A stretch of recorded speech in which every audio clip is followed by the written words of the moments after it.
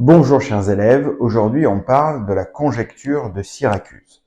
Alors d'abord il faut comprendre ce que c'est qu'une suite de Syracuse. Pour ça c'est très simple, on choisit un nombre entier non nul, donc différent de 0, et puis on regarde sa parité. Si c'est un nombre impair, alors on va le multiplier par 3 et ajouter 1, et si c'est un nombre pair, eh bien on va simplement le diviser par 2. Et on répète ainsi de suite le processus pour chaque résultat intermédiaire. Alors, faisons un petit exemple. Prenons comme nombre de départ 5. Il est impair, donc je le multiplie par 3 et j'ajoute 1, ce qui me donne 16. 16 est pair, donc je le divise par 2, ce qui me donne 8. 8 est pair, je le divise encore par 2, ce qui me donne 4. 4 est encore pair, je le divise par 2, j'obtiens 2. Et 2 est encore un nombre pair, donc je divise toujours par 2 et j'obtiens 1. 1 est un nombre impair, donc je le multiplie par 3 et j'ajoute 1, ce qui me donne 4. 4 est un nombre pair, donc je le divise par 2, et 2 est encore un nombre pair, eh bien je retrouve 1. La suite de Syracuse du nombre 5 finit par être piégée dans cette boucle 4, 2, 1 à l'infini. Alors on pourrait essayer avec un autre nombre. Prenons par exemple 24. 24 est un nombre pair, je divise par 2. J'obtiens 12. 12 est encore un nombre pair, je divise encore par 2, j'obtiens 6.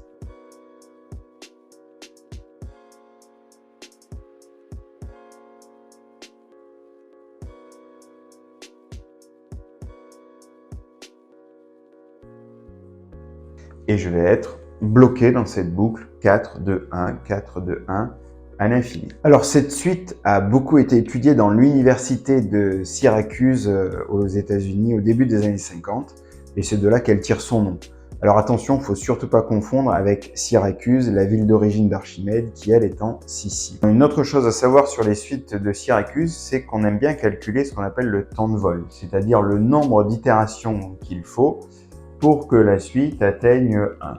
Alors pour ma première suite du nombre 5, on arrive à 1 après 5 itérations.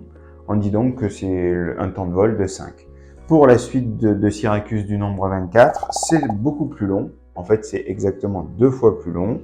Son temps de vol est de 10. Les mathématiciens se sont amusés à calculer des suites de Syracuse d'autres entiers naturels.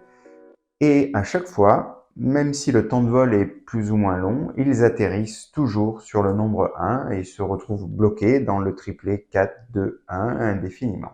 Eh bien c'est ça, la conjecture de Syracuse. Alors pourquoi je vous parle de conjecture? Eh bien tout simplement parce que même si les mathématiciens, avec la puissance de calcul des ordinateurs, ont pu tester beaucoup de nombres et qu'ils ont tous convergé vers 1, rien ne prouve que cela marche pour tous les nombres. Et c'est un problème qui n'est toujours pas démontré aujourd'hui.